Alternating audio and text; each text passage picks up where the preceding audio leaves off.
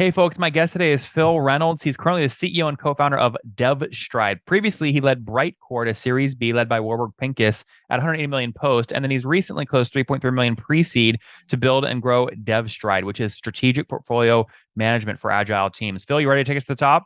Absolutely. Thanks, Nathan. All right, so no bootstrapping for you, huh? It's VC or bust.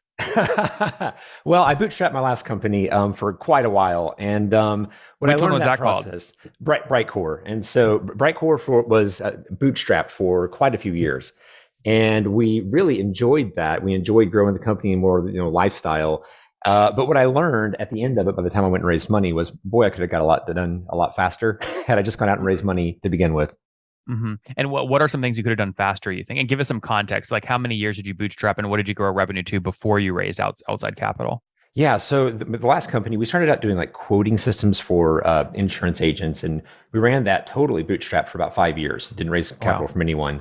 Got approached by a group of our customers to build a core admin system, and then we did a seed round, which helped and got us to market. Didn't win another 7 years before we raised a Series A, and Mm, then did a Series A, and 18 months later did a Series B, and 18 months later I exited the company. So we kind of did the standard, founder VC led growth path in the last 3 years of the company's history, but I did it for 16 years, in aggregate. that's amazing. And how patient were you? I mean, what did you grow revenue to before your first dollar of external capital?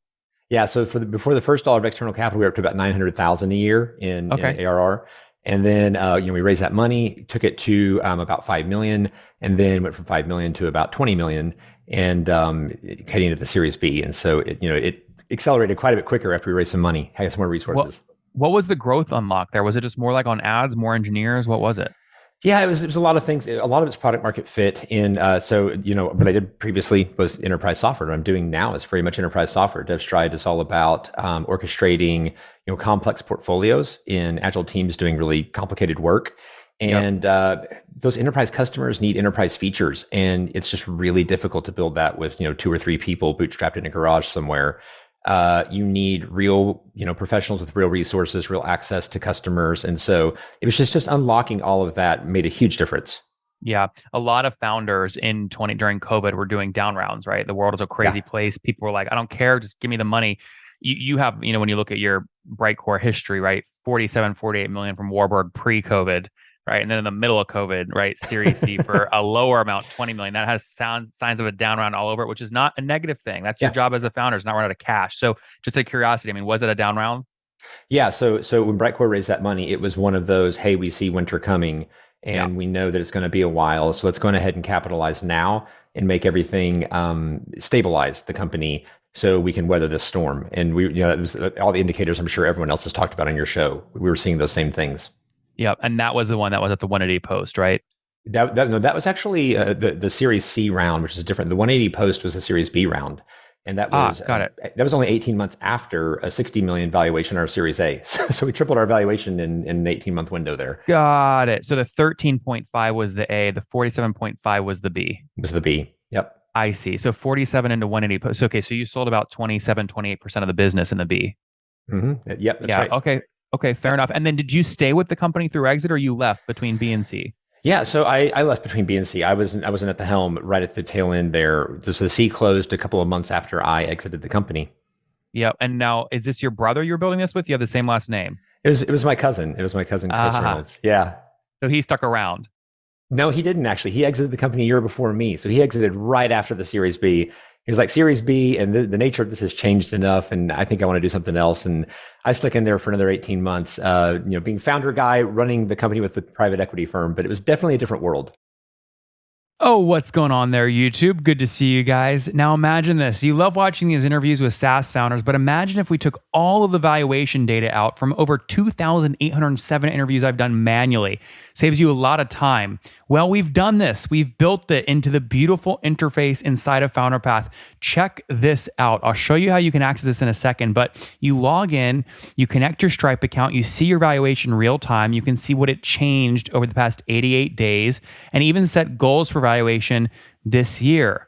Now, the secret valuation is there's many different ways to value a SaaS business. So the reason you're going to see 3 or 4 different valuations inside of your Founder Path dashboard, this is all free by the way, is because depending on who's doing the buying of your SaaS company, you're going to get a different valuation. A VC is going to pay a different valuation. Private equity firm is different. If you're going to do a minority sale, that's different. And if you sell the whole business, that's a different valuation. You can see all those when I hover over here. Right, so the teal is what a VC would pay, yellow is what private equity, and red is if you sold the whole thing outright. Now, what's cool about this is not built off random data. Again, you guys hear these interviews on YouTube. All these data are built from real-time valuation data points founders share with us on the show. So traction, 1.2 million, seed round, 3.7 raise. They sold 22% of their business. Go in here and filter by the event. Maybe you only want to see companies that have sold the whole business. Well, here are a bunch that have been acquired, the valuation and the multiple. Maybe you're going out right now and you're raising your seed round. Well, go in here and look at all this recent seed deals that went down, what they raised, what valuation they raised at, and what percent that they sold.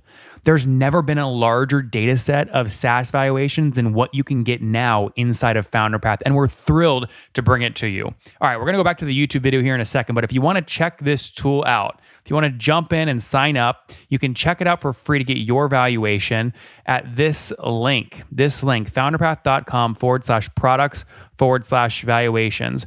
Or if you go to founderpath.com and hover over products, click on get your valuation here, and go ahead and sign up to give it a whirl. Again, all that valuation data live right inside the platform. I hope to see you there. All right, let's jump back into the interview. Okay, so you take all those learnings, you then launch DevStart. Why? You could do anything in the world, right? I mean, you're a founder that had, you built something. It doesn't even matter really if it was a successful exit or not. You built it, you raised, you had got customers, you have 20 million in revenue, you can do whatever you want. Why was DevStride the right way to use your time? So I had this really nasty problem at Brightcore that I was never able to solve with existing project management tools. And it goes a little something like this. If you're a meaningfully sized enterprise software team, you probably have multiple products, and those multiple products have their own sort of like roadmaps that are going like this over time. But if you're an enterprise, you're also implementing those multiple products for multiple customers, and they have their own timelines that they're trying to hit for their implementation. Mm-hmm. If you take and layer into that a Series B private equity firm who has their own ROI calculations on when they want to see certain things get, they've invested, as you said, $47 million, I want to see a return on this.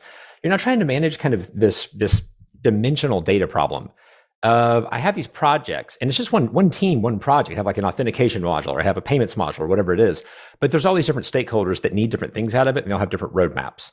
And I could never solve that problem at Brightcore, and it led to all sorts of pain and complication in the process.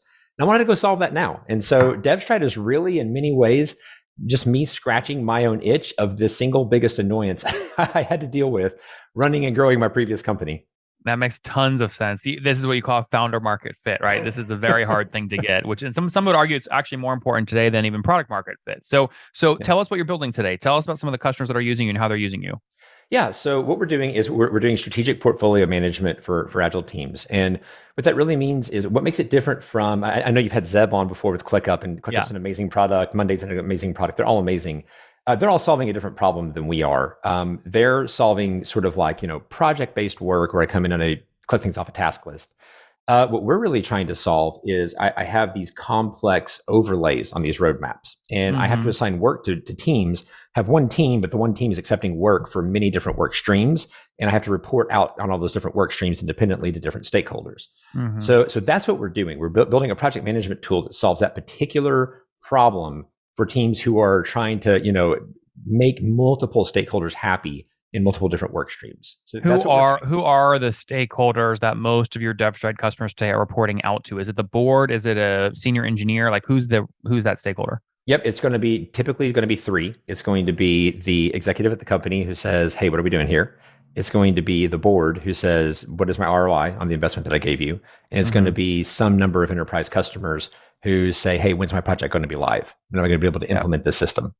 That makes a lot of sense. Okay, very interesting. And then give me sort of a range here. What's the average customer paying you per month to use this technology?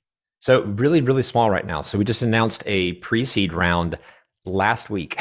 And so we turned on our subscription system to begin accepting our first dollar from our first customer 2 days ago. Oh, And I so love this we is a are perfect moment. This is such a cool moment. So real brand quick, new, what totally was the new. size? So how much did you raise? Okay, so we raised 3.3 million on a Okay, pre-seed round. got it. And now listen, your ability to do that at any valuation is really 100% based on your ability to tell a story in the slide deck because you have no Yes. revenue. There's no metrics to go off of, Yeah, there's right? So nothing to go off of. how good was your story? What valuation did you raise that at? Okay, so we raised that at an $8 million pre. And so Okay. we negotiated the pre to be stable, and then the amount we raised would be the amount that we diluted beyond that. Yep. So really it was 3 into 12 posts. So you sold about Yes. 25% of the business. Yeah, real close to that. Okay, that's actually pretty freaking impressive considering like VC markets are shut down right now, right? So how are you close to Dan Kerr? Why did he lead the round? How'd you get that done? Well, it's a couple of factors. One of them is that, Brightcore was a very successful company. It was well known in the property casualty insurance space. And so we Was had a Dan an reputation. investor in Brightcore? No, he wasn't. But Okay. Brightcore was originally founded in Springfield, Missouri, and I'm located in Kansas City, Missouri. And so regionally, we're 3 hours apart from each other. And I live in Kansas City now. So part of it was they knew of the story. They'd watched me from a distance for a while. Another part of the story is that there are a number of companies in the local regional area here in Kansas City who are struggling with this exact problem right now. And through a whole sort of serendipitous series of conversations and circumstances, some of the gentlemen from Flyover happened to be in a room with some people at a big company that were trying to solve this exact problem. And they're like, huh, that's weird. I just talked to somebody who's trying to solve this problem too. And so, that's dumb luck on my part as much as anything there. And then I think also just, trying to be able to put together a really thoughtful projection, all of the why now, why this, all of that. So, it's not my first time putting together a deck that a VC would want to see. Yep. So what does in that projection, towards the end, maybe even in the appendix of that pre-seed deck, what does it say you're going to test out in terms of the pricing to start? Okay, yeah. So at the moment we have two SaaS tiers. There's a third SaaS tier coming next year. At the moment, it's professional and business are the two. And so professional, we're very much indexing off of other competitors in a similar space. So professional starts out at about $8 a month per license, and Yep. Professional starts out at about $24 a month per license. Yep. And so it's really it's a very low price point, low barrier to entry. And that's by design, because this particular space is one it's very crowded. There's a lot of players here, and you can't come in and charge thousands of dollars for licenses where no one would use you. But Phil, break this down for us. There's a lot of my listeners right now that have built side projects that have a good user base, but either they're nervous to ask someone to pay, they maybe don't know. Maybe if they're a business person, they don't know how to launch the paywall, like to use a Stripe, like we actually launch the paywall, or there's other reasons they don't have a paying customer yet. So, do you just true or false? You do have you closed at least one customer yet, or are you still waiting to do that? We have two. Okay, so that's amazing. I love that. So tell us how you got. Tell us don't name the customer, but the first customer you closed. How did it happen? Okay, the first customer I closed was a consulting firm who was trying to solve this exact problem. They were implementing software, the same piece of software over and over again for multiple customers. And they just had this problem. And I knew them through my own personal network, and they heard what I was doing. They reached out and said, hey, I'd really like to launch this. And so to the point about charging, a lesson I learned a long time ago in building enterprise software is your software is worth what you say it's worth a lot of times early on. And so if you tell people it's worth nothing and you offer a freemium tier, then it's kind of worth nothing. And so that's something that I always try to just price it even with what's the value, and did a lot of market research on what are people willing to pay, what makes sense for everyone. Yep, that makes a ton of sense. Okay, got it. So they now, how did you close them though? Right? Did they say let's run a project for free for 3 months, and if it works well, then we'll sign up for a $10,000 a month plan? Or like, how did you onboard them? Close. We actually did something a little different in our early group as we were in this initial build phase for the last 18 months. We set up some advisory boards. And I strategically invited some people to that advisory board that I knew might be future users of my software. Number one, because they're experts in the space and they know how to advise and guide the team on building the best possible tool. And also because along the way, they feel more and more invested in the tool. And therefore, when the tool is ready to launch, ready to be live, they're natural early adopters. That makes tons of sense. I see some people actually putting this on their P&Ls, and what they call them is product roadmap acceleration fees. And it's it's literally that, right? They build an I advisory love it. board. The advisor says, "Well, what if you have this?" And you say, "Well, hey, we'll sell you that, but you got to pay this fee, which is our product roadmap acceleration fee." They build it and they launch it, and there's revenue. I love it. I love there's an acronym for everything. It I makes me know. happy. Product PRAF, PRAF Praf, there you fee. go. I need to All right, add that cool. to my projections. So I know. I know. Okay, so you started coding this, then it sounds like 18 months ago at the first line of yeah, code. yeah, we did. Okay. And so we did an angel round then. And the way we did that was again, I'd exited my previous company sitting on, some capital. And so my wife, who's also a co-founder in the business, and we funded the initial 18 months of runway How much did you guys put in yourself? personally. We put in 500,000 ourselves. Did that make you nervous to start? No, not at all. I have 100% confidence. I know what we're going to do.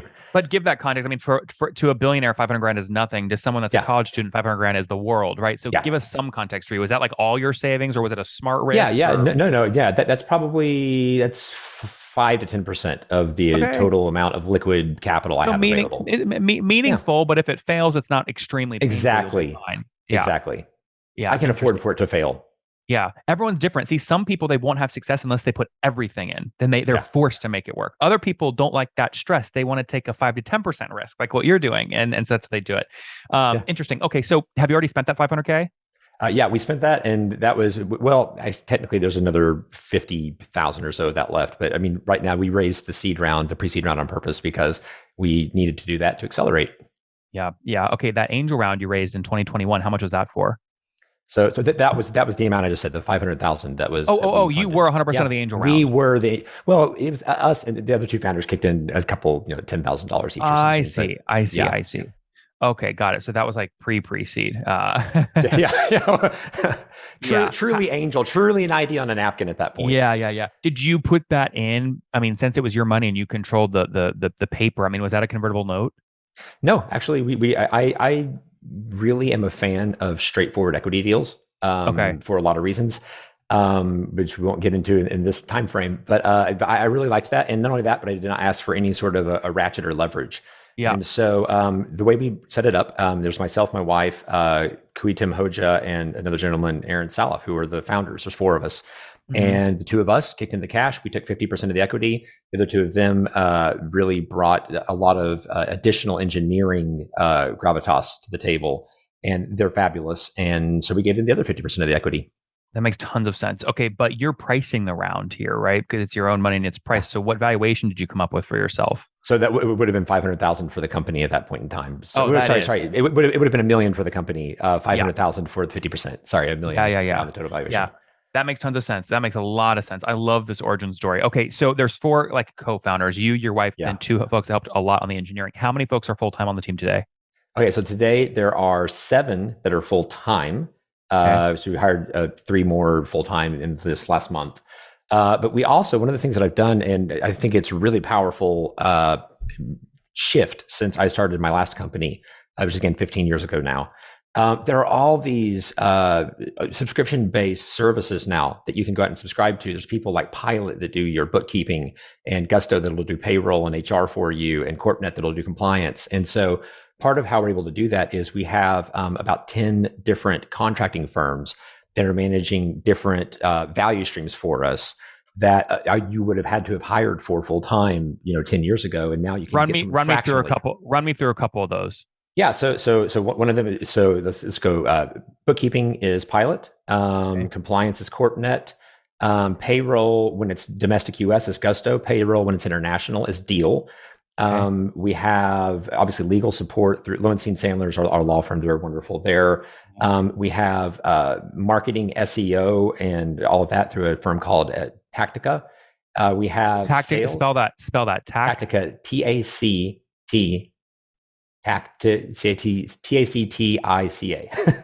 Tactica. And is that like a marketplace to hire marketing and SEO people?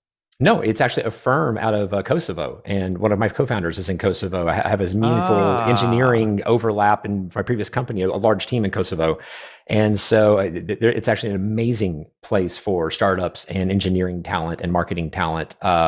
going Yeah, back to yeah, the yeah. Balkan War Peninsula of 25 years ago. This is SEOtactica.com. You see, I love Yep, this that's is them. gold because so many great capital efficient founders now are doing this. It's like Yeah, 5 full-time and then 15 contractors. The yeah. hard part is finding the firm to contract And with the that right firm the is right so hard. firm, Yeah, right? something you You can could go through trust. 10 SEO firms before you find, Yeah, SEO Tactica. yeah. And So they're what are awesome. two They're other great. examples of that? So do you have one for sales? Yeah, so I do. We use Barnett Strategies here in Kansas City. Barnett. Chris Barnett was he was a previous founder slash exiting sales leader, revenue leader for a couple of different startups that have been successful here in the Kansas City area. Left and decided to start his own firm doing sales and doing fractional sales. And so his firm is helping support us on sales. So, for example, we just set Salesforce up last month, and his firm He came did in and that. helped us set it all up. Yeah, didn't have to do Interesting. it. Will he also give you like 2 fractional SDRs to take 30 calls a month, or does he do all Yeah, that? yeah. We have a BDR function going there. We have a direct outreach function. Yeah. Next week, I'm going to a fairly high profile sales event. He's coming with me there just so he can kind of learn how I pitch the product and all of that. It's just great. This makes tons of sense. Okay, are there any other what about development? Development, we keep totally in house. I do Okay. not fully trust development to go out the door at this early stage. Fair. And I'm really fortunate that in my last company, it was a very engineering heavy firm and we had very strict hiring standards. And we also hired internationally. And so I have several hundred engineers that were on my payroll before, and 150 of them have reached out and said, "Hey, as soon as you can hire me, please do." That's so, amazing. so yeah, I've got a deep bench of engineers. I don't need to engineering outsourcing for 10 years. That's amazing. I love this. Okay, cool. Hey, before we wrap up with the famous 5, so what's your you just launched pricing. You've got those two customers, what they're paying 30, $40 a month, or what are they at? No, they're at a few hundred a month. Few hundred. Few hundred Okay, a month. cool. So Yeah. okay, so you're about to break, call it like $1,000 a month, right? You've Yeah. hit that here Yeah. shortly. That ballpark. Yeah. What do you think you get to by the end of the year? There's 3-4 months left. I would like to see us be at probably 5,000 a month at the end of the year, ideally. Yep. Yep. Okay. Well, we'll see what happens there. In the meantime, let's wrap up with the famous 5. Number 1, favorite book. Favorite book, Thinking Fast and Slow. Number 2, is there a CEO you're following or studying? Ooh, I actually really like Zeb. I think he's Yeah. interesting to me. He's different than me, and I like that he's Yeah. different. Yeah, he's very cool. Number 3, what's your favorite online tool for building DevStride? Ooh, favorite online tool for building DevStride. I'm going to pick an unconventional one here, and I'm going to say Pilot because the ability to outsource my bookkeeping has saved me an enormous amount of time. Yep, yep, yep. Yeah, most people are paying 4, 5, 6 grand for a Oh fractional yeah, CFO. I imagine Pilot probably comes in slightly under that, right? $600 a month. Yeah, yeah, and they'll do taxes too. Yeah, and you have to pay 2,000 a year for taxes. Yeah, yeah, it's amazing. Number 4, how many hours of sleep do you get every night? 3 to 5. How do you do? That's not healthy. Or you're just Superman. How do you do that? It's Starbucks. Fair. Okay, fair. And what's your situation? Well, we know you're married, but do you have kids? Yeah, I have a 15-year-old and a 3-year-old who I Oh my love dearly and gosh. love spending all my time with. You're very busy. Okay, and how old are you? I'm 42. 42. Last question. Something you wish you knew when you were 20. It matters more who you know than what you know. Mm. I love that. All right, guys, there you have it. DevStride.com. His first company, Bright Quarry, bootstrapped for 7 years, grew it to about $1 million in revenue, and said, "You know what? It's time to put the pedal to the metal."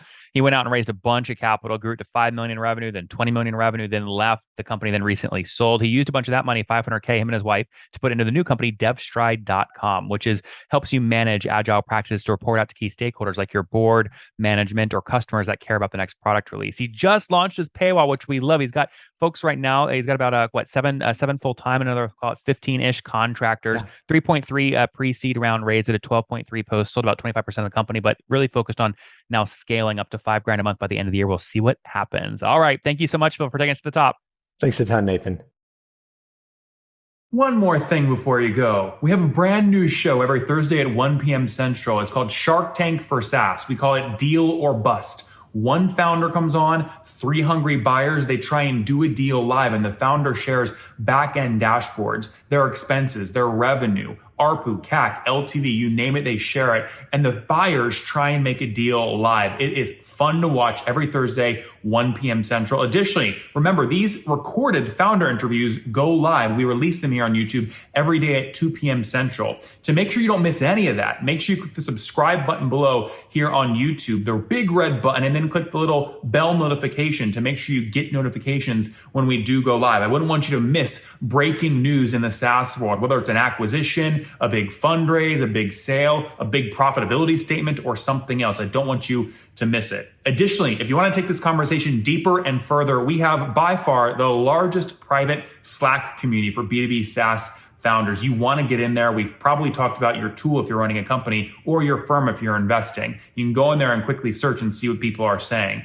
Sign up for that at nathanlatka.com/Slack. In the meantime, I'm hanging out with you here on YouTube. I'll be in the comments for the next 30 minutes. Feel free to let me know what you thought about this episode. And if you enjoyed it, click the thumbs up. We get a lot of haters that are mad at how aggressive I am on these shows, but I do it so that we can all learn. We have to counter those people. We got to push them away. Click the thumbs up below to counter them and know that I appreciate your guys' support. All right, I'll be in the comments. See ya.